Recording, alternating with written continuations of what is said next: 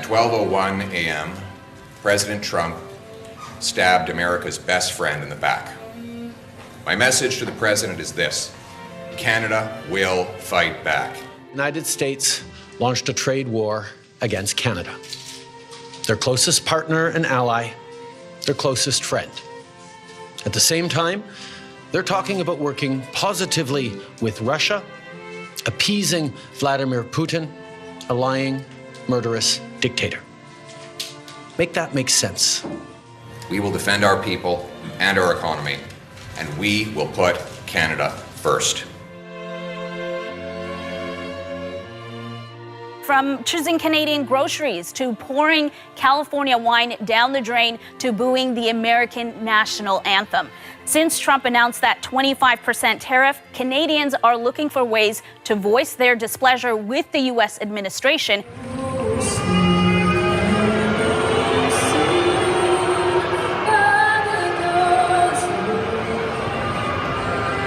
The Canadians are booing us. But why Canada? We've always been tight with Canada. We were both British colonies. We play in the same sports leagues together. We share joint custody of Ryan Gosling. But Canada? Canada? We're picking a fight with our most reliable and pleasant friend, the labradoodle of allies? Fodder for America's late-night comedy shows, but in Canada, no one's laughing.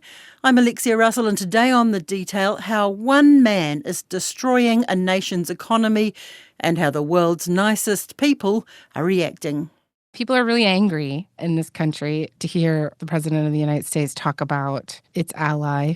You know, we see ourselves as America's longest and closest friend. And the rage that has bubbled up in this country over it is really palpable. Jamie Poisson is the host of Canada's equivalent to The Detail, the CBC's Front Burner podcast.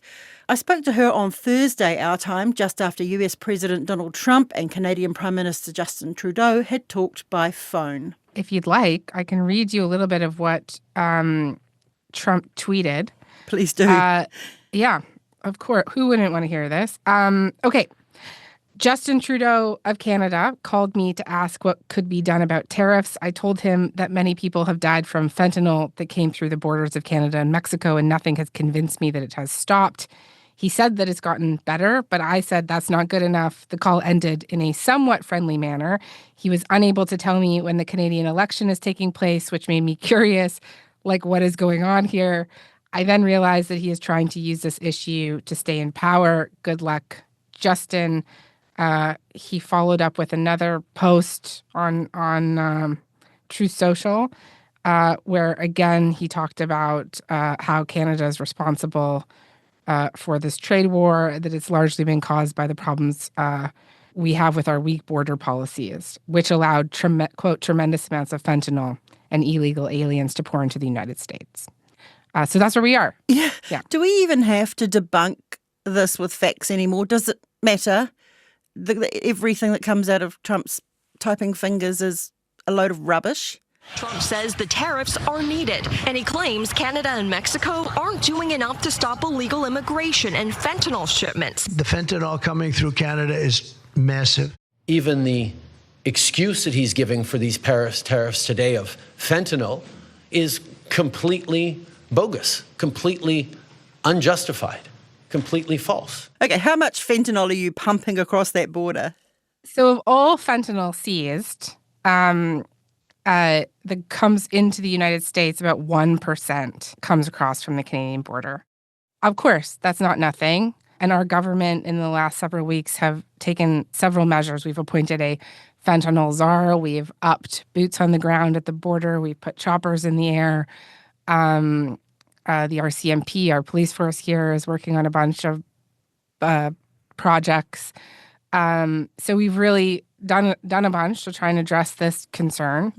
Fentanyl is a huge issue in this country as well, but it is really unclear to many Canadians here what this is really all about, because the president will talk about fentanyl and then he'll talk about what he calls an unfair trade deficit. And yesterday he was complaining that American banks don't have enough access to the Canadian market.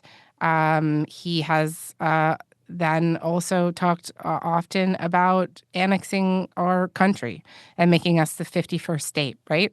What I'd like to see, Canada become our 51st state. We give them protection, military protection. We don't need them to build our cars. I'd rather see Detroit or South Carolina or any one of our Tennessee, any one of our states build the cars. They could do it very easily. We don't need them for the cars. We don't need them for lumber. So what is this really about? What is it that they ultimately want from us, I think is the big question here. How do you deal with those shifting sands? Well, for us, I mean, it's such a moving target. Yesterday, for example, the tariffs came through at midnight. These are tariffs, just for your listeners, that will cripple our economy, 25% tariff on most Canadian goods. It will particularly cripple the economy of Ontario, our most populous province, because the auto sector is so intertwined between the two provinces. Although I will note that there does seem to be now today a 30-day reprieve on the auto sector. The president sent me out here with a statement directly from him on this. We spoke with the big three auto dealers. We are going to give a 1-month exemption on any autos coming through USMCA. Reciprocal tariffs will still go into effect on April 2nd, but at the request of the companies associated with USMCA, the president is giving them an exemption for 1 month so they are not at an economic disadvantage. And that's interesting, isn't it? Because that's because the big American car makers asked for it. So it is very, when you say intertwined, can you explain that? Like the cars are not just assembled in Canada and yeah, there are like plants here in Ontario that will make like the side mirrors for a car that then gets assembled in Detroit. You know what I mean? Like there's like a lot of cross-pollination there. Also, we're a big market for like aluminum and steel. So this is like a real moving target. The tariffs came down yesterday, and then by the end of the day, Howard Lutnick, the Commerce Secretary, was saying that he was going to meet Canada in the middle, that Trump might meet Canada and Mexico in the middle, whatever that means. Today, we have those posts from Trump about fentanyl and just this update about the auto sector. But, you know, we are still in a full-blown trade war with the United States right now. Jamie, how can one man, your system and our system, would not allow the Prime Minister of our countries to make these moves by themselves? How does it happen in America that one man wields so much power? Well, I mean, I'm no expert on executive power in the U.S. or, you know, the constitutionality of it, but my understanding is that a lot of these decrees are coming through executive orders, which gives the president a lot of power to make unilateral decisions. I know that there are many experts here who think that the reason that they're talking about fentanyl as much as they are is because we have an agreement with the United States, the USMCA or CUSMA. Here it's like a free trade agreement, and it is being broken right now. But I suppose you can break it under the auspices of national security. So I think, you know, the argument here is, you know, if it's ostensibly about fentanyl, then it's kind of like a loophole, maybe.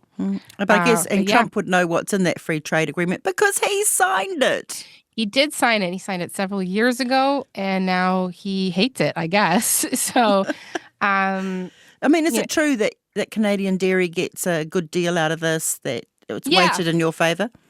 Yeah. So, I mean, yesterday, you know, while he was talking about fentanyl and all sorts of other stuff, Howard Lutnick, the Commerce Secretary, you know, pivoted to USMCA, to CUSMA.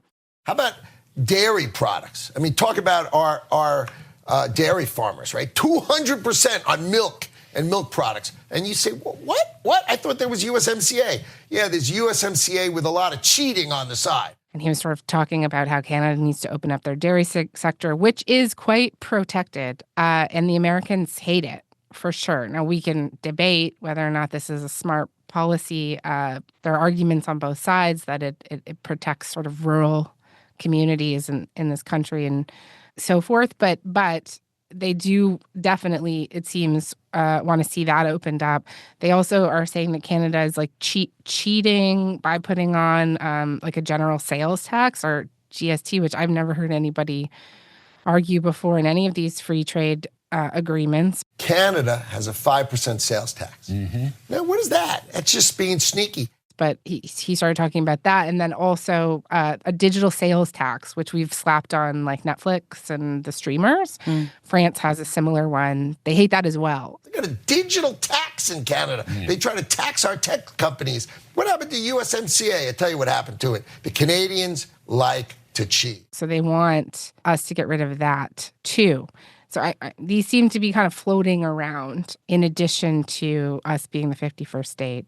And, our prime minister thinks our critical minerals, our resources have something to do with this, or have something to do with the motivations from the Trump administration as well. Okay, let's talk about the 51st state. Is that ever going to happen? Because Trudeau says it is not. What he wants is to see a total collapse of the Canadian economy, because that'll make it easier to annex us. Now, first of all, that's never going to happen. We will never be the 51st state. No, everybody here says it is not. When Trump was initially making these comments of Canada being the 51st state, first people were like, what is he even talking about? That's a weird thing to do. But then as he kept talking about it, and then it culminated in him announcing the tariffs the first time around a month ago, which he pulled back after a day. It really broke something in this country, and people are now booing the national anthem, the American national anthem at hockey games, and refusing to buy American products at the grocery store, and they're canceling. We have a huge population of snowbirds, older people that travel to Florida for the winters, and there's this real movement for them to just come home from Florida. Whether or not that and all the counter tariffs that we've announced will move the needle, I don't know. But people here they're pretty pissed. Well, it takes a lot to get a Canadian riled. Yeah, I guess so. I think we are generally reasonable. Canadians are reasonable, and we are polite, but we will not back down from a fight. Not when our country and the well-being of everyone in it is at stake. But I don't know. It's quite something to hear the president of a nation where in recent years you fought alongside them in wars in Afghanistan. We lost people in Afghanistan. Talk about your country like that. So I do understand where people are coming from. And even more recently, Canada has just sent fire planes to fight fires in California. Yeah. So I think we see all that, and we are like, why would our ally want to do this much damage to our economy? Look, our economy is not very diversified. And there are a lot of people that say that has been a mistake, that we've been too complacent and just kind of ridden on the coattails of living next to this giant next door. So what's the percentage of your trade that is done? I think it's 75 to 77% of our exports go to the U.S., right? So slapping a 25% tariff on the majority of those products, it's a huge blow. In Ontario alone, experts are saying up to 500,000 jobs. Wow. This could shave, I think, about 4% off of our GDP.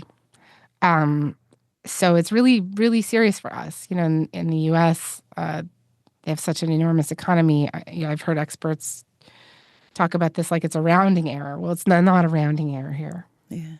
And, Ontario's Doug Ford obviously extremely angry about it. If the Trump administration falls through on any more tariffs, we will immediately apply a 25% surcharge on the electricity we export. We will not hesitate to shut off their power as well. Can he really cut off America's power supply? Well, I don't think it's all of the U.S. It's a couple of states, Michigan, for example, close to the border. I actually don't know if he can flip a switch, so to say, because it is a grid. It is actually a question I have for him, although maybe they can. He's also talking about putting tariffs on it, taxes on it, so that Americans' electricity goes up a bunch. So if you're in Michigan, all of a sudden you're paying a lot more for your electricity.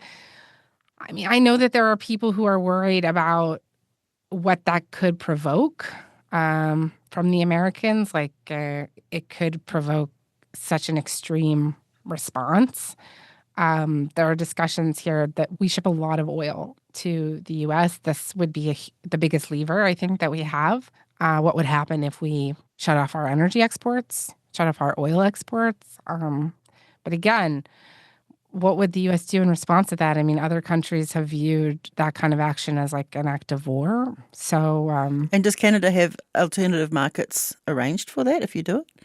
Yeah, so I mean, there's lots of talk right now about how we don't have enough alternative markets. I mean, I presume there's been some frantic attempts in the last month to try and diversify your export market.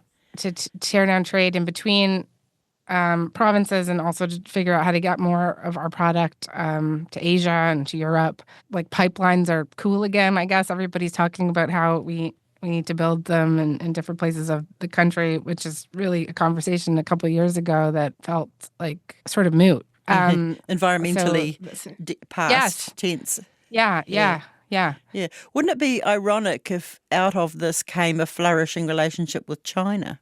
Yes. I mean, I don't know how this ends, right? Like, I've heard people say that it's possible that in the end this could potentially work out for us if it ends with the United States basically completely shutting out China and us being like a preferred customer or whatever. But I suppose another option here is us moving away from the United States and doing more business with China. I don't know. I don't know how this ends. Yeah. Have your European allies expressed support for Canada? So there's been much consternation about that here. Like, where are our friends? Where are our friends? You know, we have a king. You guys also have the king. Yeah, same king. The king hasn't said anything, and people are angry about that. In fact, he's entertaining Trump soon, right? Yes.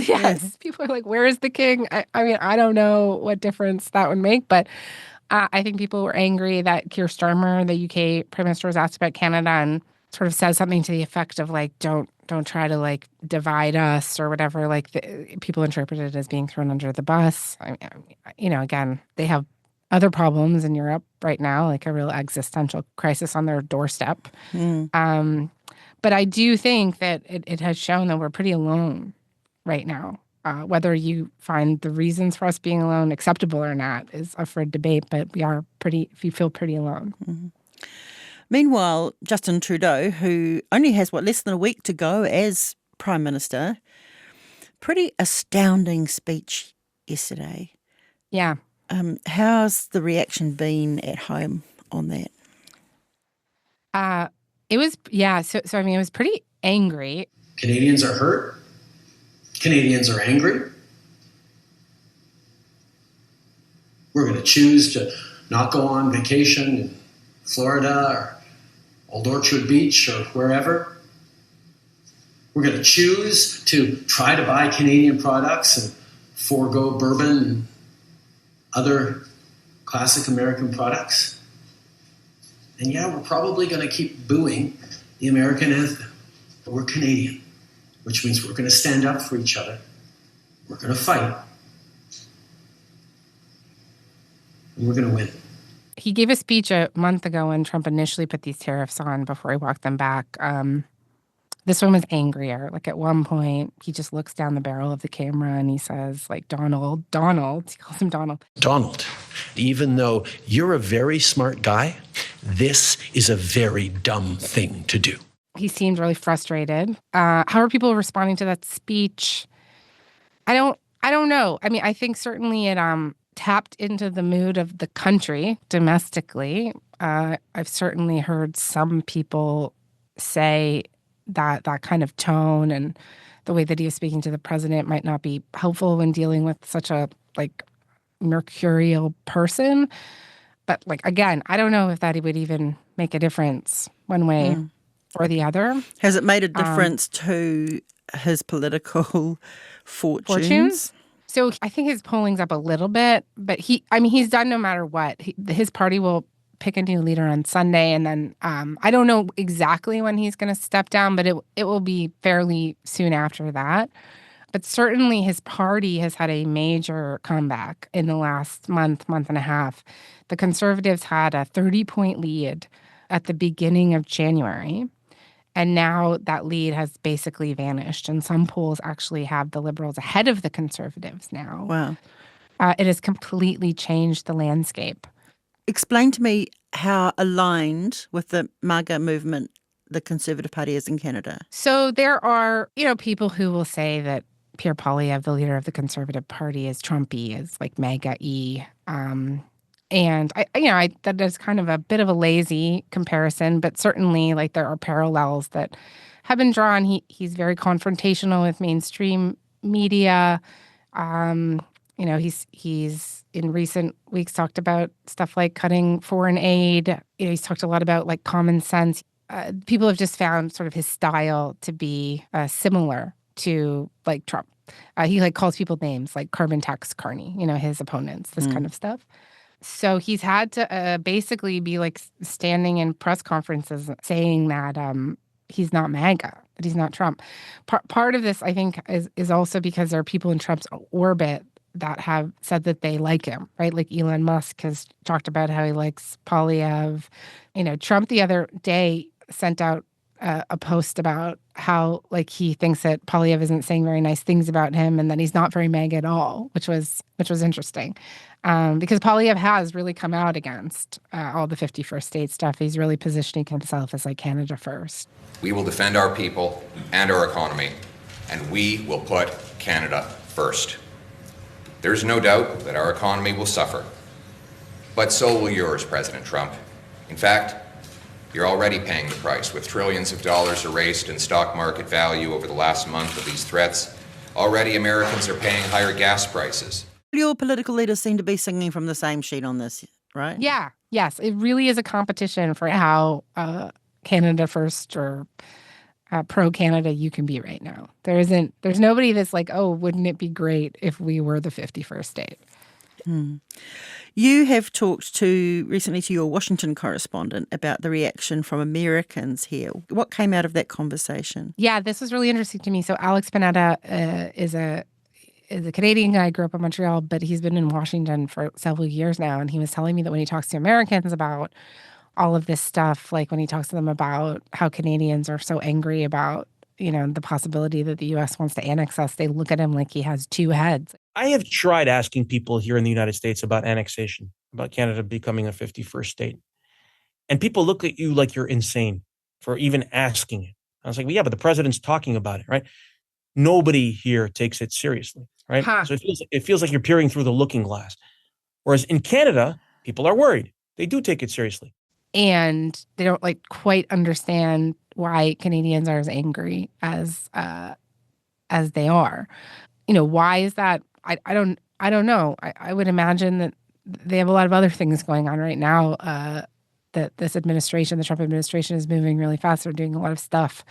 Like they have a constitutional crisis on their doorstep. There's all of these policies to round up migrants. Like government agencies are being slashed left, right, and center. So, I don't think this story. I think it's a story for sure. The major U.S. television networks carried Trudeau's speech yesterday live, but I don't think it's like the number one wall-to-wall story. We're here. It's like all we're talking about. I think there's like an anxiety. I felt it today when I dropped my kids off at school. You can hear it from some of the parents. There's a lot of uncertainty. And also it's so unpredictable. So it just kind of feels like whiplash to be in it, right? It's like chaos all the time. By the time that this goes to air, who even knows where this is, right? Everything could change with a 3:30 a.m. tweet from the White House. Yeah.